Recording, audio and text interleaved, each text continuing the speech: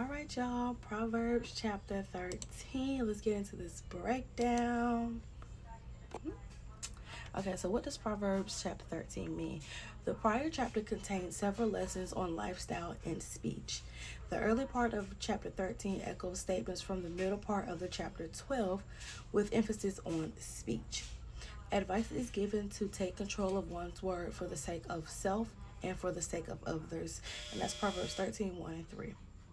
Solomon explains proper attitudes towards honesty and godliness, especially as those connect with worldly success. These lessons echo other comments from the book of Proverbs on the natural consequences of sin.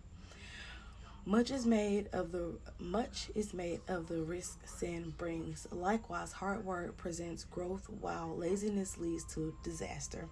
And that's Proverbs 13, 4 through 11. The last segment of this chapter includes references to companionship like taking advice, justice, and additional references to the consequences of sin. Solomon notes the difficult experience of unrealized hope. Good sense coming from godly wisdom leads to a good reputation and better success. Parallel to that, befriending godly people is much better than the risk of associating with those who reject God.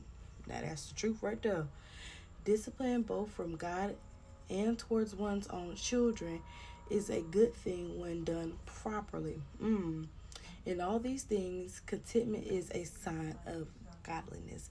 And that's Proverbs 13, 12 through 25. So the chapter context.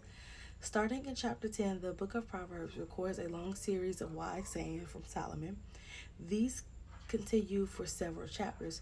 Through chapter 15, a major focus is on issues such as godly living, mostly given in contrast with examples of ungodliness. This chapter emphasizes themes such as work ethic, honesty, and discipline. So we're going to go on over to my breakdown part 2.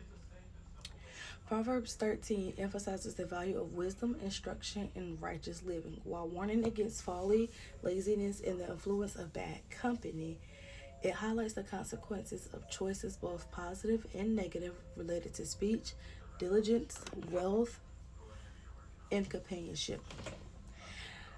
So a more detailed breakdown. The power of speech. Proverbs 13 and 3 states, "He who guards his mouth preserves his life, but he who opens his lips wide will have destruction."